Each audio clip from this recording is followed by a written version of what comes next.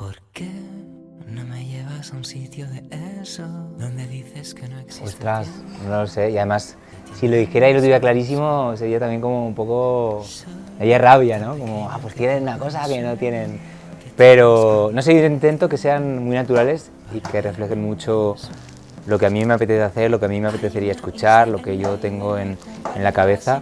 Me he acostumbrado, pero bueno, yo creo que el primer mes de conciertos era dramático. Pensábamos como que incluso la gente le estaba pasando mal, pero no, luego hemos visto que también se puede disfrutar sentado. Y nunca pensé que lo que más me interesaba de la música era que fuera bailable, pero es verdad que luego a la hora de componer y a la hora de poner ritmo a las palabras y que las palabras dejen de ser estáticas y agarren ese movimiento, me ha gustado mucho esta experiencia de hacer que cosas nostálgicas, que cosas más sentimentales tuvieran a la vez un punto bailable y he disfrutado mucho componiendo de esa manera y llevándolo a los directos luego.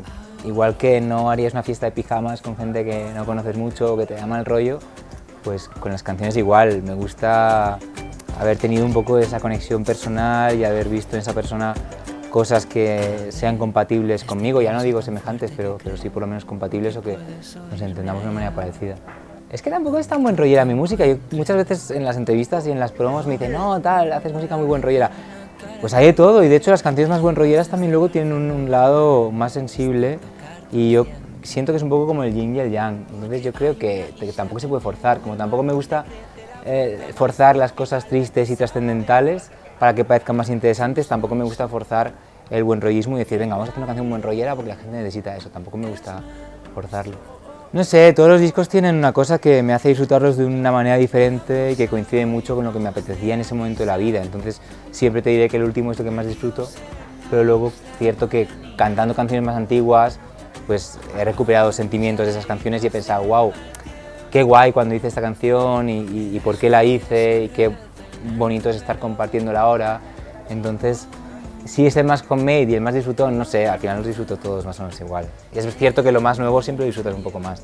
Es una anécdota divertida porque estaba fatal, era la primera vez que hacía un viaje internacional a Los Ángeles y me encontraba fatal, de jet lag, de comer mal y sí soñé que los Beatles me echaban como una bronca, de decir, pero ¿por qué haces rap? Tienes que hacer música pop, ¿qué es lo que te gusta? Que me metían como una bronca y era, bueno, pues una bronca de los Beatles hay que tomarla en cuenta.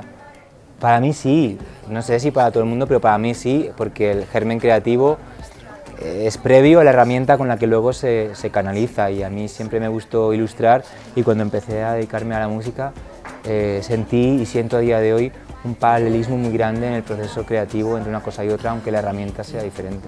Hombre, con muchísima gente, pero yo creo que en el momento de Tropical Jesus, yo creo que la persona ideal sería el auténtico Jesus de Nazaret.